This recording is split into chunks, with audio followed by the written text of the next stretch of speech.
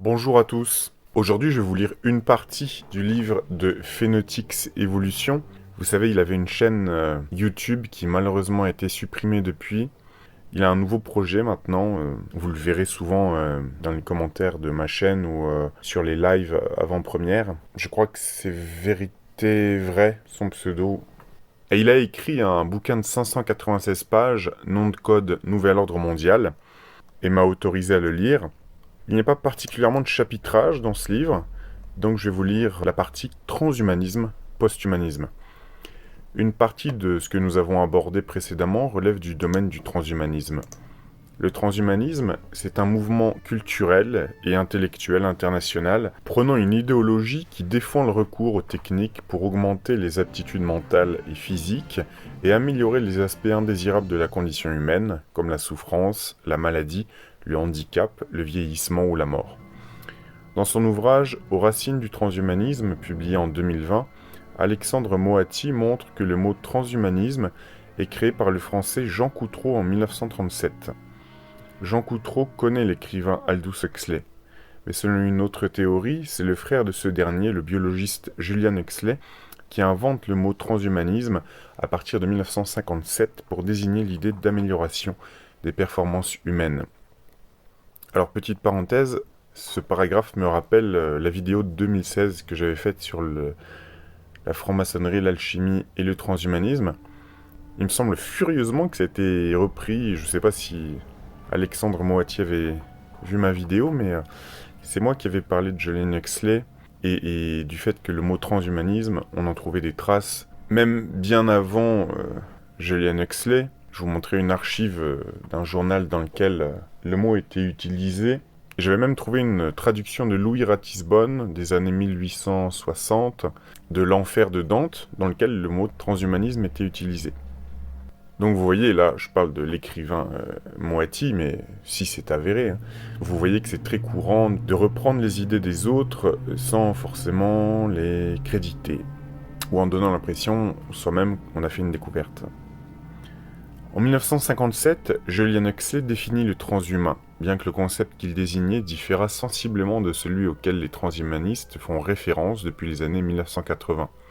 Il définit le transhumain comme un homme qui reste un homme, mais se transcende lui-même en déployant de nouveaux possibles de et pour sa nature humaine.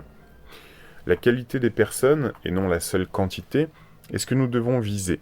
Par conséquent, une politique concertée est nécessaire pour empêcher le flot croissant de la population de submerger tous nos espoirs d'un monde meilleur.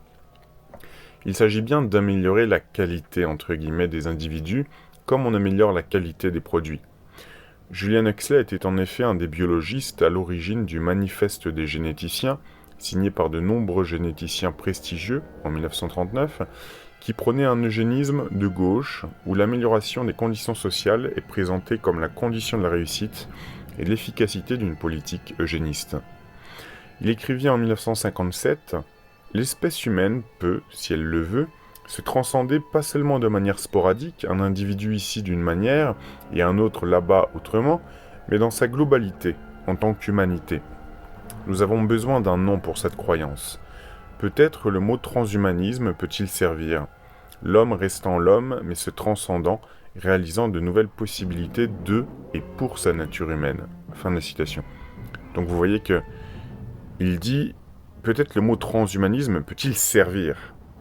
Donc subtilement, il dit qu'il ne crée pas le mot, il devait probablement déjà exister, hein, puisque moi je l'ai vu dans au moins une traduction du 19e siècle, mais le réactualiser, ou le réinventer, ou le réintégrer. Vous voyez ce que je veux dire. Cette référence à une croyance en un dépassement n'est pas celle que retient le futurologue Fereidoun M. Esfandiari en 1966, quand il enseigne à la New School of Social Research de New York. À cette époque, les moyens techniques ont pris de l'ampleur avec la chimie triomphante, l'informatique en germe et les prémices de la manipulation des gènes. Il s'agit de les utiliser pour donner à l'homme la possibilité de s'affranchir de sa dépendance biologique. F.M. Esfandiari prend le pseudonyme mythique de FM 2030 et formule la première déclaration transhumaniste en 1973. Il y a beaucoup de choses qui se sont passées en 1973, petite parenthèse. C'était à la fois la crise du pétrole et la guerre du Kippour, etc., la fin de l'étalon or et le début en fait de la spéculation autorisée sur les marchés, sur les monnaies, la dérégulation mondiale au niveau de ces marchés-là. Quoi d'autre?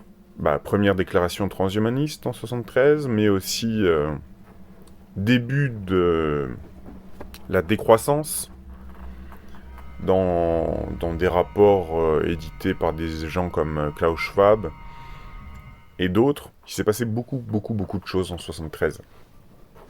Julian Huxley a été au centre de discussion dans un groupe d'amis restreints. Pierre Teilhard de Chardin, Jean Coutreau, Abraham Maslow. Tous les quatre ont tourné autour du mot transhumanisme pour exprimer leur désir de repenser l'homme dans sa destinée, revoir son évolution à venir. Jean Coutreau, défenseur de la planification et d'une organisation rationnelle du travail, a fondé avec Aldous Huxley et le médecin Alix Carrel le Centre d'études des problèmes humains. Ce petit réseau de scientifiques avait en commun le désir de repenser le destin de l'homme dans un contexte de progrès scientifique. Le mot transhumanisme a circulé comme une possibilité pour nommer cet humanisme d'un genre nouveau. Au début des années 1960, la question des relations entre les intelligences humaines et artificielles, qui est une des thématiques centrales du transhumanisme, est abordée par l'informaticien Marvin Minsky. Dans les décennies qui suivent, ce domaine de recherche continue de voir apparaître d'influents penseurs comme Hans Moravec ou Raymond Kurzweil, tantôt officiant dans des travaux d'ordre technique, tantôt spéculant sur l'avenir technologique à la manière du transhumanisme. L'émergence d'un mouvement transhumaniste clairement identifiable commence dans les dernières décennies du XXe siècle. Le transhumanisme est divisible en deux parties. La première partie est le côté biologique qui se réclame de la tradition humaniste, une tradition bien représentée par certains passages de l'esquisse d'un tableau historique des progrès de l'esprit humain, 1795, de Condorcet. Voici ce que dit Condorcet dans son essai. Nos espérances sur les destinées de l'espèce humaine peuvent se réduire à ces trois questions. La destruction de l'inégalité entre les nations, les progrès de l'égalité dans un même peuple, enfin le perfectionnement réel de l'homme. Il décrit une humanité se rendant maître de son destin biologique. Je cite, « Nous pourrions donc conclure déjà que la perfectibilité de l'homme est indéfinie, et cependant, jusqu'ici, nous ne lui avons supposé que les mêmes facultés naturelles, la même organisation. Serait-il absurde maintenant de supposer que ce perfectionnement de l'espèce humaine doit être regardé comme susceptible d'un progrès indéfini, qu'il doit arriver un temps où la mort ne serait plus que l'effet ou d'accidents extraordinaires, ou de la destruction de plus en plus lente des forces vitales, et qu'enfin la durée de l'intervalle moyen entre la naissance et cette destruction n'a elle-même aucun terme assignable ? Condorcet n'hésite pas à poser la question qui sera celle du transhumanisme. Je cite. L'espèce humaine doit-elle s'améliorer, soit par de nouvelles découvertes dans les sciences et dans les arts, et par une conséquence nécessaire dans les moyens de bien-être particuliers et de prospérité commune, soit par des progrès dans les principes de conduite et dans la morale pratique, soit enfin par le perfectionnement réel des facultés intellectuelles, morales et physiques, qui peut en être également la suite, ou de celui des instruments qui augmentent l'intensité et dirigent l'emploi de ces facultés, ou même dans celui de l'organisation naturelle. En répondant à ces trois questions, nous trouverons dans l'expérience du passé, dans l'observation des progrès que la science, la civilisation ont fait jusqu'ici, dans l'analyse de la marche de l'esprit humain et du développement de ses facultés, les motifs les plus forts de croire que la nature n'a mis aucun terme à nos espérances. Le deuxième transhumanisme est celui d'une hybridation homme-machine, le cyborg. L'ambition développée par la cybernétique a pourtant constitué un creuset formidable pour l'élaboration des sciences cognitives, de l'intelligence artificielle, des thérapies systémiques de l'école de Palo Alto, ou encore des théories biologiques de l'auto-organisation. Marvin Minsky présente la première cybernétique comme un tronc commun qui se serait divisé en trois branches. La simulation cognitive à la Allen Newell et Herbert Simon, l'intelligence artificielle et la seconde cybernétique ou théorie des systèmes auto-organisateurs.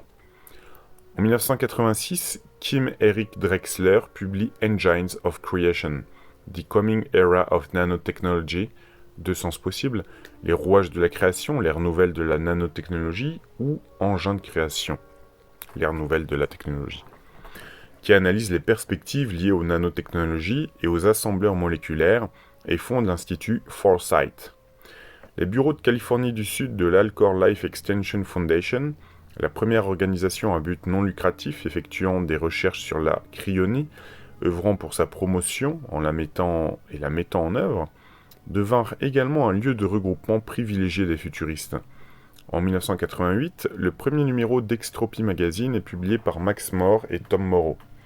En 1990, More crée sa propre doctrine transhumaniste qu'il exprime sous la forme des Principles of Extropy, principes de l'extropie, et jette les bases du transhumanisme moderne en lui donnant une nouvelle définition, je cite, « Le transhumanisme est une classe de philosophie ayant pour but de nous guider vers une condition post-humaine. Le transhumanisme partage de nombreuses valeurs avec l'humanisme, parmi lesquelles un respect de la raison et de la science, un attachement au progrès et une grande considération pour l'existence humaine, ou transhumaine, dans cette vie.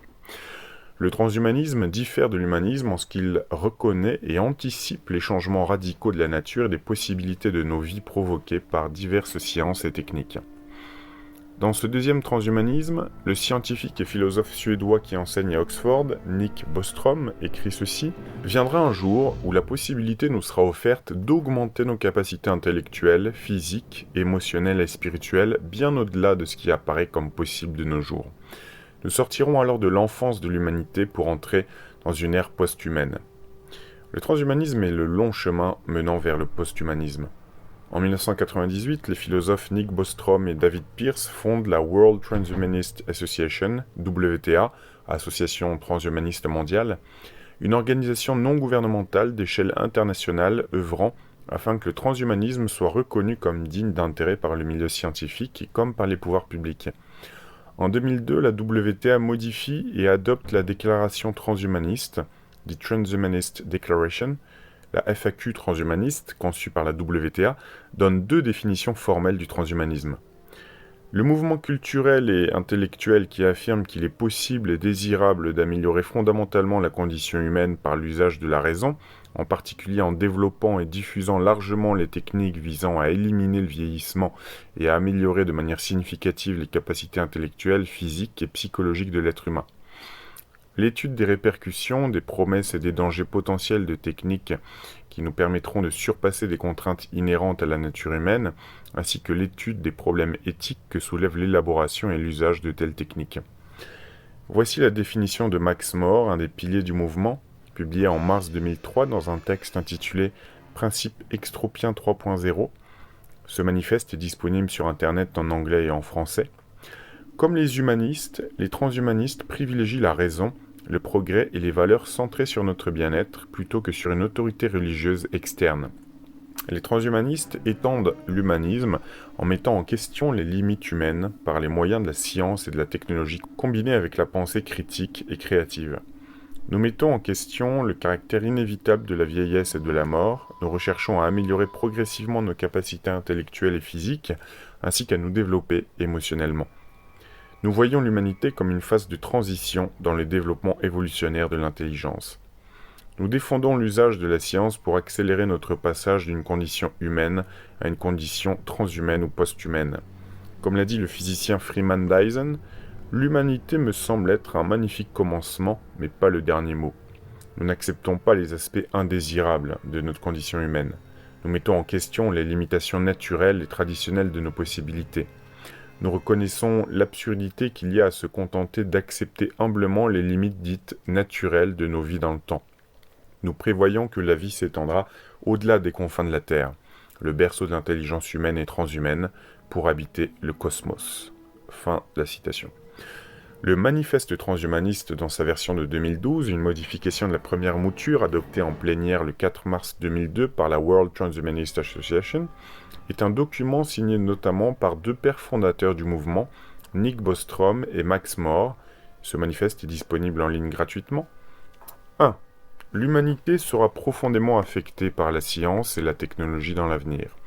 Nous envisageons la possibilité d'élargir, broadening, le potentiel humain en surmontant le vieillissement, les lacunes cognitives, la souffrance involontaire et notre isolement sur la planète Terre.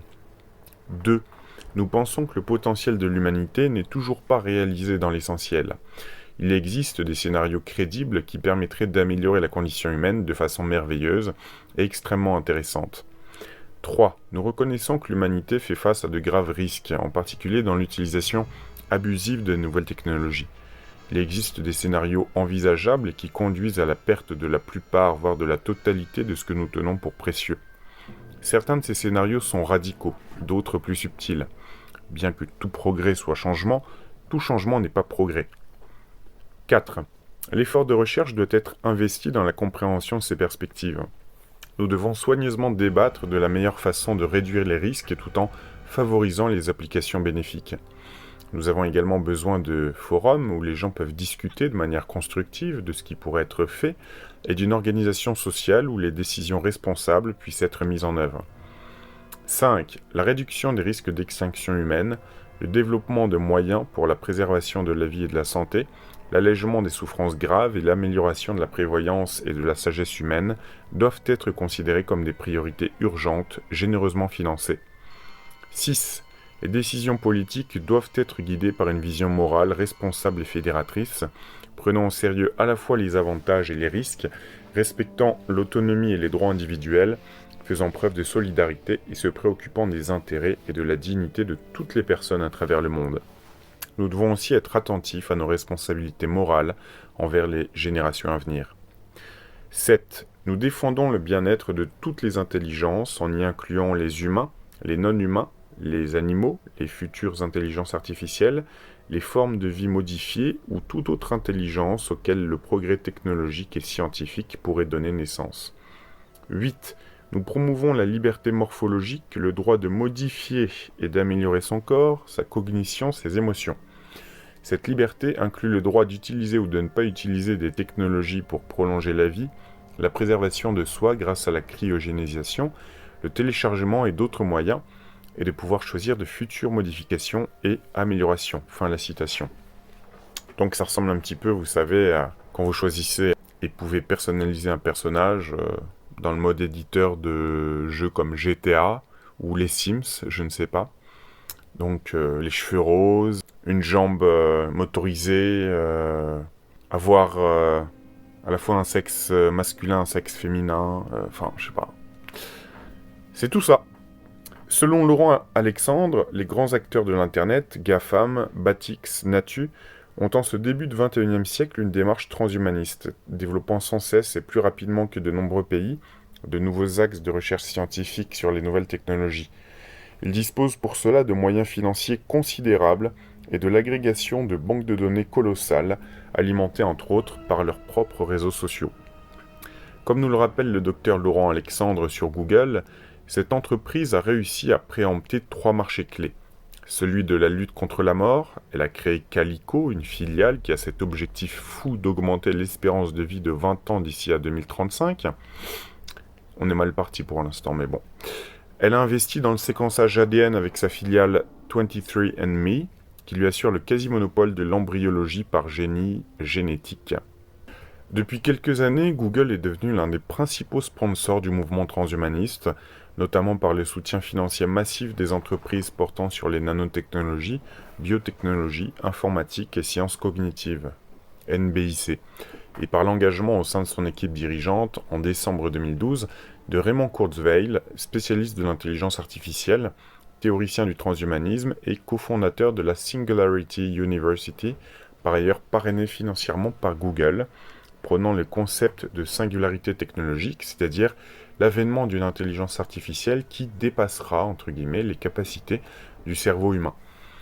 L'ambition du géant de l'Internet est ouvertement de réussir à appliquer son modèle de réussite dans le domaine des technologies de l'information à celui des technologies de la santé, afin d'améliorer la qualité de la vie humaine et d'en prolonger la durée, notamment en parvenant à faire de son moteur de recherche la première et la plus performante des intelligences artificielles. De 1997 à 2000, Mikhail Rocco fait plancher 150 experts pour élaborer l'initiative sur les nanosciences, je cite, avec la même rigueur qu'un projet scientifique.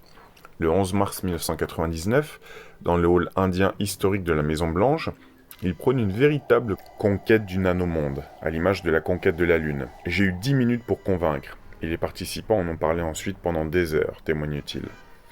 Il publie une brochure explicative et attractive pour associer le public, distribuée à 30 000 organisations. Il est nommé à la tête du comité de l'Agence nationale de la science américaine, National Science Foundation, NSF, dédié aux nanosciences, N7, et n'a pas quitté ce poste depuis. Sous son impulsion se tient la première conférence sur les implications sociétales des nanos, les 18 et 29 septembre 2000.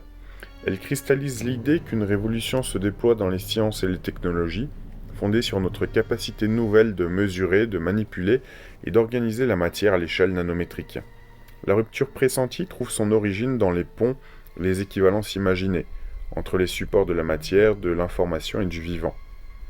Un an plus tard, les 3 et 4 décembre 2001, dans l'ombre du 11 septembre, une nouvelle conférence financée par la NSF et le département du commerce se tient à Washington.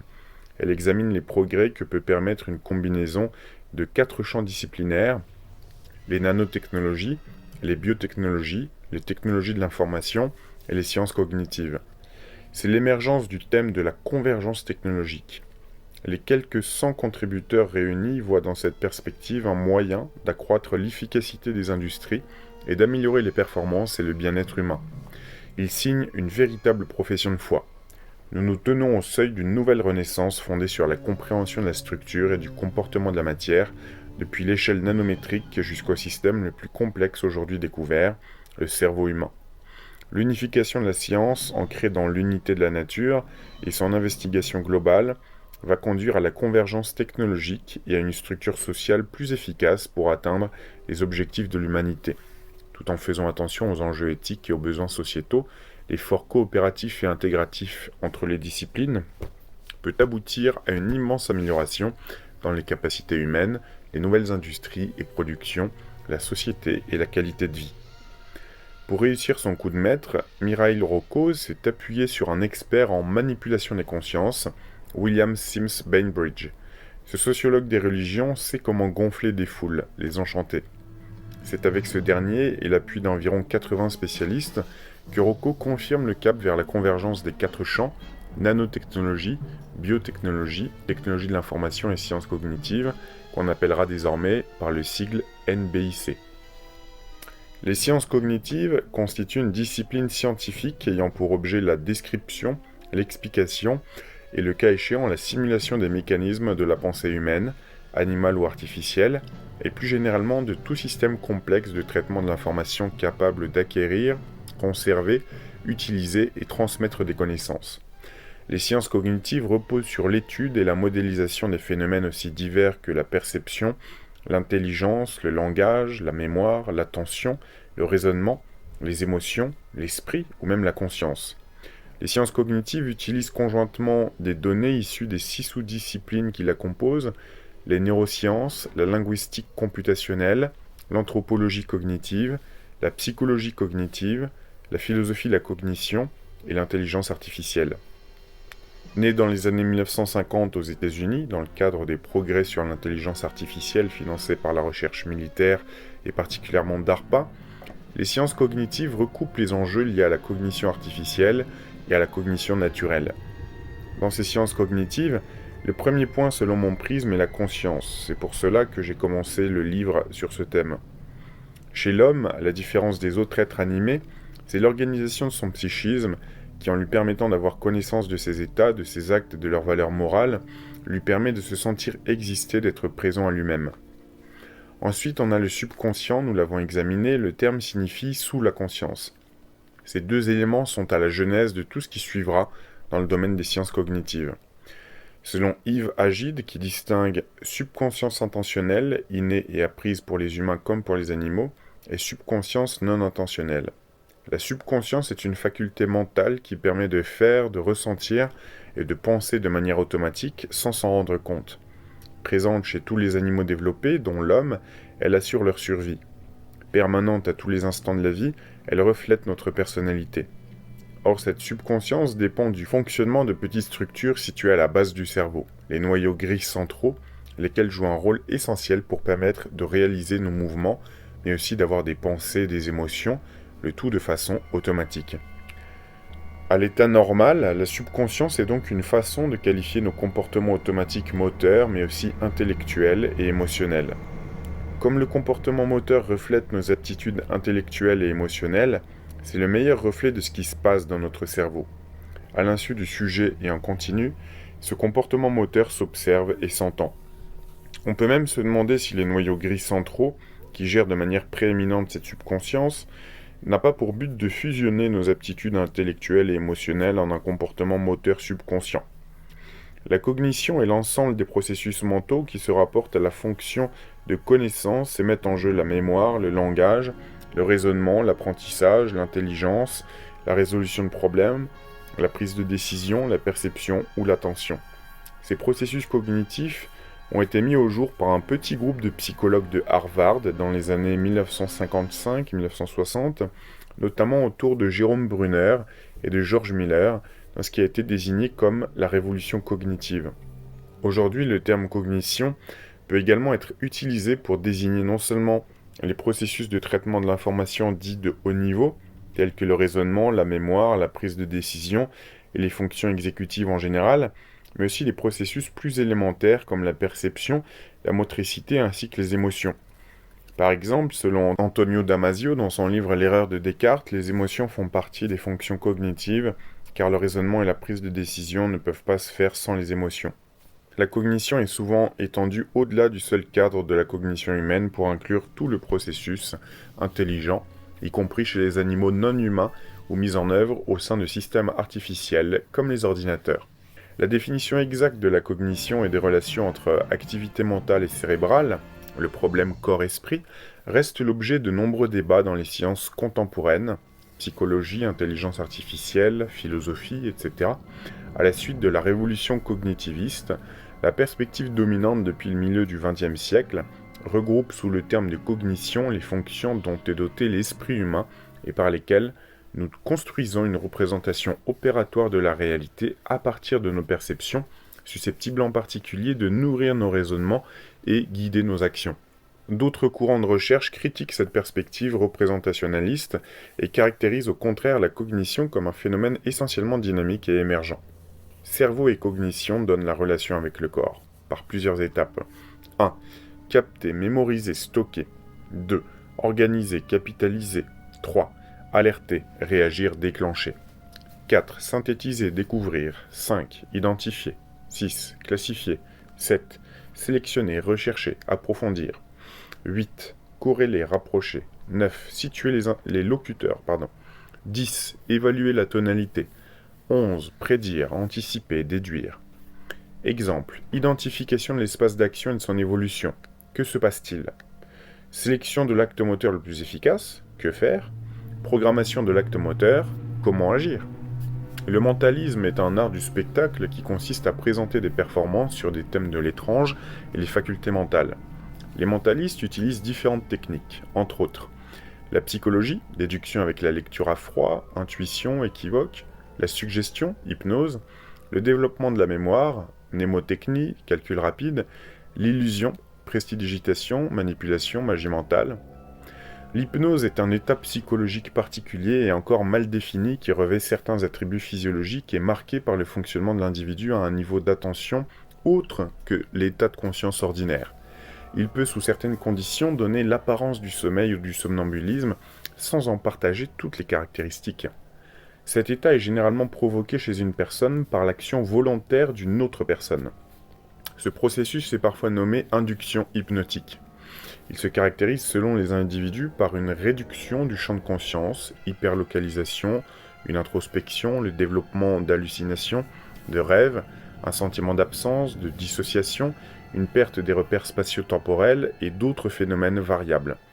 L'expérience hypnotique d'une personne dépend de sa personnalité, du contexte, de la méthode employée, des suggestions qui lui sont faites, de la profondeur de l'induction hypnotique et d'autres paramètres. Wilhelm Maximilian Wundt, né le 16 août 1832 à Neckarau, actuellement partie de Mannheim, et mort le 31 août 1920 à Großbotten, est un psychologue, philosophe et professeur d'université allemand. Il est considéré comme le fondateur de la psychologie expérimentale, et la plupart des premiers expérimentalistes européens et nord-américains se sont formés dans le laboratoire qu'il a créé en 1879 à l'université de Leipzig. Les innovations méthodologiques de Wundt en psychologie se marquent principalement par l'introduction de la méthode expérimentale, ainsi que par l'utilisation de statistiques, devenues par la suite un procédé fondamental pour la psychologie scientifique. Le rayonnement de ses travaux à travers le monde a contribué à établir la psychologie comme science empirique. Ces travaux se sont étendus à d'autres champs de la psychologie, tels que la psychologie sociale ou culturelle, ainsi qu'à d'autres champs disciplinaires comme la philosophie, l'art, le langage ou les mythes. Au XVIIIe siècle, certains psychologues, notamment allemands, entreprirent d'étudier la psychophysique, c'est-à-dire la relation entre un stimulus et la perception qu'on en a. Ces travaux permirent l'introduction de la mesure en psychologie et furent à l'origine de la loi de Weber-Fechner sur la discrimination entre deux stimuli. Wilhelm Wundt chercha à montrer les rapports entre les phénomènes psychiques et substrat-organiques, particulièrement dans le système nerveux et cérébral. Il écrivit ces éléments de psychologie biologique, Grundzüge der physiologischen Psychologie, 1874, une description minutieuse du système nerveux, de sa nature, sa structure et son fonctionnement. Wundt conçoit et développe une science nouvelle, la psychologie physiologique, qu'il appelle aussi psychologie expérimentale, afin de rendre possible l'étude physiologique des organes des sens. Car il est impossible de traiter le mécanisme de la perception sensible ou consciente sans entrer dans le domaine de la psychologie. Dans l'optique physiologique, Helmholtz s'était déjà confronté à des problèmes de psychologie, mais avec Wundt, la psychologie se détache de la physiologie, tout en lui empruntant les méthodes. Elle prend également son indépendance à l'égard de l'ontologie matérialiste qui sous-tendait jusque-là la recherche d'une explication purement physiologique des processus psychiques. La psychologie expérimentale ne devient pas chez Wundt une province de la physiologie.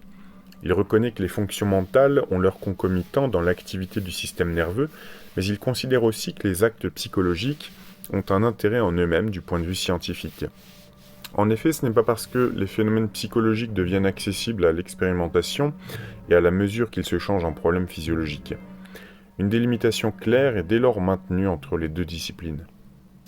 La méthode psychophysique comprend tous les procédés d'expérimentation qui peuvent être appliqués aux phénomènes de conscience et qui conduisent à évaluer quantitativement l'intensité d'une réaction psychique.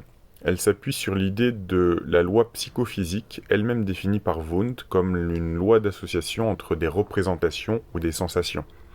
Il complète la classification des lois associatives de Herbart et ramène toutes les combinaisons associatives de sensations et de représentations à 4 types: la synthèse associative, l'assimilation ou association simultanée, la complication, l'association successive des représentations. Ces lois rendent compte de tous les phénomènes intellectuels passifs. Elles sont l'expression des lois physiologiques et ont été déterminées par la méthode expérimentale. La pensée active peut quant à elle intervenir pour créer de nouveaux types d'associations. Le terme de psychologie expérimentale est consacré en France lors de la création d'un des premiers laboratoires de psychologie et de linguistique expérimentale à Rennes par le philosophe et psychologue Benjamin Bourdon en 1896. Wundt considère qu'il fallait mettre en place un laboratoire afin d'améliorer considérablement les données et faire en sorte que les données introspectives convergent et deviennent utilisables scientifiquement. Le laboratoire permet en effet de contrôler une situation donnée et de délivrer des stimuli précisément répétables. De plus, en laboratoire, on peut confier le travail d'introspection à des professionnels spécialisés. Le laboratoire ne transmue pas la donnée mentale, elle reste évanescente et fluente. Mais il donne un cadre où elle se livrera à l'introspection d'une manière répétitive, et cela permettra d'approximer autant qu'on le souhaitera la fixité nécessaire à l'étude. Wundt propose l'expérimentation introspective de la manière suivante. Il dispose d'un métronome dont la fréquence est réglable et qui permet de superposer à intervalles réguliers un son de cloche au battement. L'expérience consiste à faire varier les deux paramètres du métronome, fréquence du battement de base et intervalle entre les sons de cloche, tout en essayant de conserver la conscience et distinctes les unes des autres les représentations des battements qui s'écoulent. La question posée est: avec un réglage particulier du dispositif, maintient-on dans le champ de conscience l'ensemble des représentations des battements de base entre deux sons de cloche? Wundt affirme que la fréquence des battements la plus favorable est d'environ 2 battements par seconde et que dans ces conditions, 12 représentations distinctes peuvent se maintenir distinctes dans le champ de conscience. Il y a ici un point capital. Alors même que la réponse du sujet n'est pas nécessairement verbale, et en tout cas n'a rien d'un rapport verbal détaillé d'une expérience interne riche et complexe, l'expression de l'instruction expérimentale, visant ce qu'on peut maintenir dans la conscience, n'a de sens qu'introspectif. Le sujet expérimentateur est seul à pouvoir témoigner du fait qu'au moment du deuxième son de cloche, il possède une représentation mentale distincte de chacun des battements intermédiaires. Le behaviorisme ou comportementalisme est un paradigme de la psychologie scientifique selon lequel le comportement observable est essentiellement conditionné soit par les mécanismes de réponse réflexe à un stimulus donné, soit par l'histoire des interactions de l'individu avec son environnement, notamment les punitions et renforcements par le passé. L'approche behavioriste vise à mettre au jour des relations statistiquement significatives entre les variables de l'environnement et les mesures du comportement étudiées, sans faire appel au psychisme comme mécanisme explicatif. Le behaviorisme émerge à la fin du XIXe siècle et au début du XXe siècle, en réaction à la difficulté des courants mentalistes, subjectivistes et introspectifs à produire des énoncés scientifiques empiriquement testables. Après avoir exercé une influence très forte sur la recherche en psychologie en Amérique du Nord et en Europe, le behaviorisme, en particulier dans sa forme radicale défendue par des chercheurs comme B.F. Skinner, qui cherche à rendre compte aussi des processus mentaux selon les mêmes lois, régresse au profit d'approches cognitivistes. Le behaviorisme trouve son application aujourd'hui dans l'analyse appliquée du comportement, ou ABA, Applied Behavioral Analysis, et plus généralement sous une forme largement transformée dans les psychothérapies cognitivo-comportementales TCC. Les méthodologies d'intervention de type ABA sont utilisées pour divers troubles mentaux et avec les personnes atteintes de troubles envahissants du développement, TED, dans l'autisme ou les addictions, mais elles peuvent avoir des applications dans d'autres domaines tels que la sécurité industrielle, le management. Certaines méthodes de dressage animal sont aussi proches des théories behavioristes. Oui, ça rappelle les chiens de Pavlov. Au cours des années 1890, Pavlov réalisa une expérience sur la fonction gastrique du chien en recueillant grâce à une fistule les sécrétions d'une glande salivaire pour mesurer et analyser la salive produite dans différentes conditions en réponse aux aliments. Ayant remarqué que les chiens avaient tendance à saliver avant d'entrer réellement en contact avec les aliments, il décida d'étudier plus en détail cette sécrétion psychique. Il s'avéra que ce phénomène était plus intéressant que la simple chimie de la salive, et ceci le conduit à modifier ses objectifs. Dans une longue série d'expériences, il variait les stimuli survenant avant la présentation des aliments. C'est ainsi qu'il découvrit les lois fondamentales de l'acquisition et la perte des réflexes conditionnels, c'est-à-dire les réponses réflexes, comme la salivation, qui ne se produisaient que de façon conditionnelle dans des conditions expérimentales spécifiques chez l'animal. Ces expériences, réalisées au cours des années 1890 et 1900, ne furent connues des scientifiques occidentaux que par des traductions isolées, et ce n'est qu'en 1927 qu'elles furent toutes traduites en anglais. À la différence des réflexes simples comme le réflexe rotulien, ne faisant pas intervenir les centres supérieurs cérébraux, les associations établies entre la drogue et les expériences sensorielles sont liées à un apprentissage plus complexe mettant en jeu différentes structures cérébrales. En sera-t-il de même pour les technologies ? Dans l'expérience de Pavlov, le chien reçoit un entraînement. On teste d'abord séparément l'effet du stimulus porteur de sens, la nourriture, et du stimulus neutre, la cloche, pour voir leurs effets sur l'animal. Une fois les résultats préliminaires obtenus, on associe le stimulus conditionnant au stimulus neutre de manière répétitive. Si le conditionnement réussit, que l'animal mette en mémoire le lien entre les deux stimuli, le stimulus neutre seul devient conditionné et entraîne les mêmes effets physiologiques que le stimulus conditionnant. Ce processus de conditionnement est également à l'œuvre dans diverses dépendances, addictions. Pour Jacques Landrevie et Julien Lévy, co-auteurs du Mercator, le marketing est un des moyens d'action qu'utilisent les organisations pour influencer en leur faveur le comportement des publics dont elles dépendent. Le marketing est pour eux, et plus précisément, l'effort d'adaptation des organisations à des marchés concurrentiels pour influencer en leur faveur le comportement des publics dont elles dépendent par une offre dont la valeur perçue est durablement supérieure à celle des concurrents. Des nouvelles stratégies de psychologie de l'achat s'inscrivent dans une nouvelle forme de storytelling.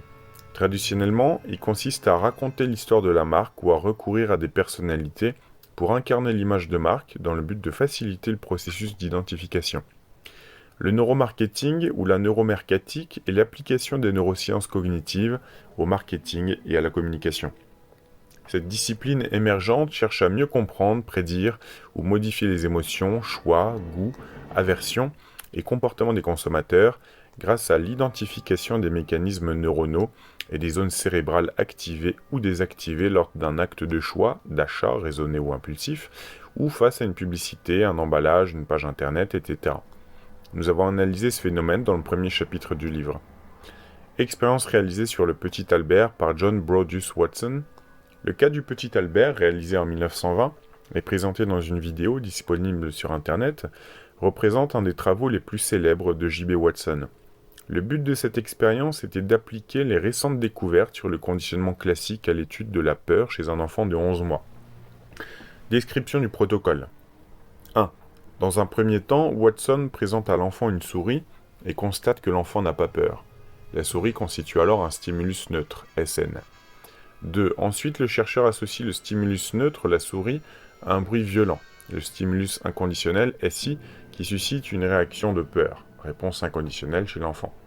3. Watson répète cette opération plusieurs fois jusqu'à ce que le stimulus neutre, appelé à présent stimulus conditionnel, entraîne une réponse conditionnelle. En d'autres termes, l'enfant, qui a associé la souris et le bruit qui lui fait peur, pleure dès qu'il voit une souris. Cette peur va peu à peu se généraliser à l'ensemble des animaux. Watson voit dans l'expérience réalisée avec cet enfant un moyen d'expliquer la naissance des phobies.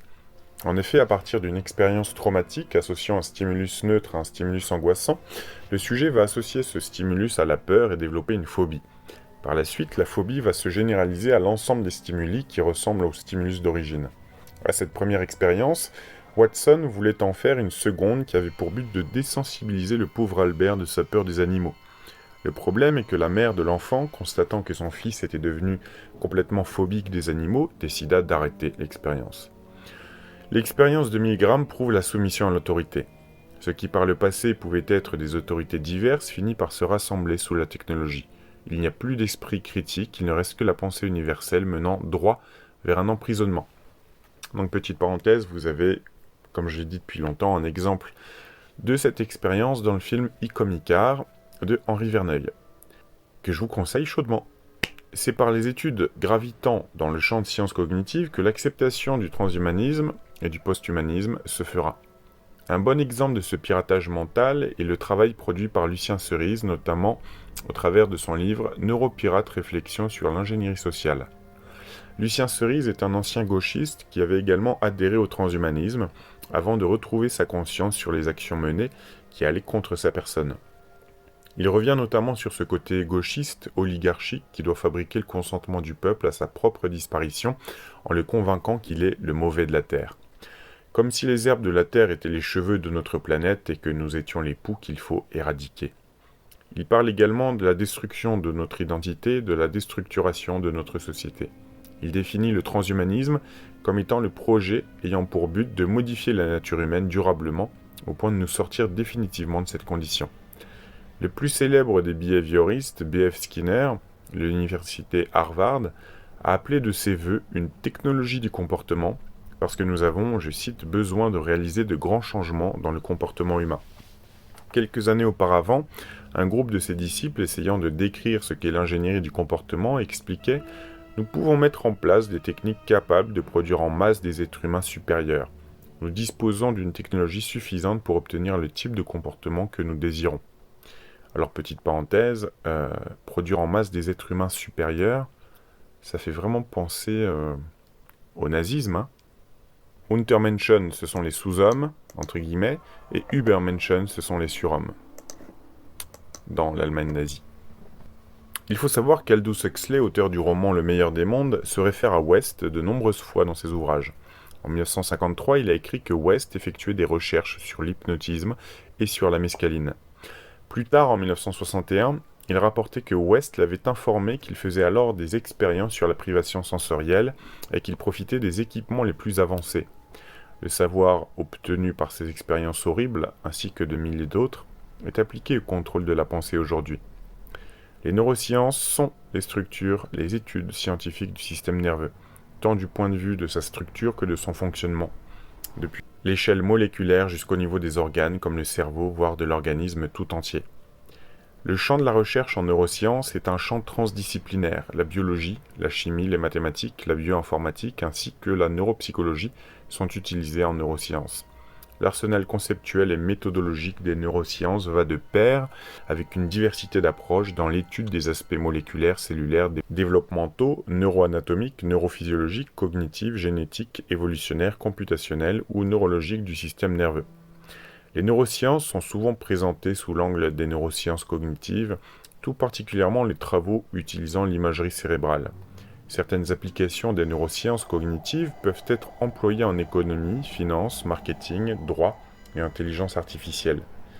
Depuis son origine, l'histoire des neurosciences a été dominée par l'étude des neurones, alors que le cerveau est composé de deux grandes populations cellulaires, neurones 50% et cellules gliales 50%. Les cellules gliales, cette autre moitié du cerveau, jouent en réalité un rôle essentiel dans le fonctionnement cérébral et les comportements qui en résultent. Voilà, je vais finir ici cette première partie, entre guillemets, même si j'ai commencé plutôt par la fin de l'ouvrage, du nouvel ordre mondial, de Phénotics Evolution. Je vous dis à très bientôt pour peut-être une suite.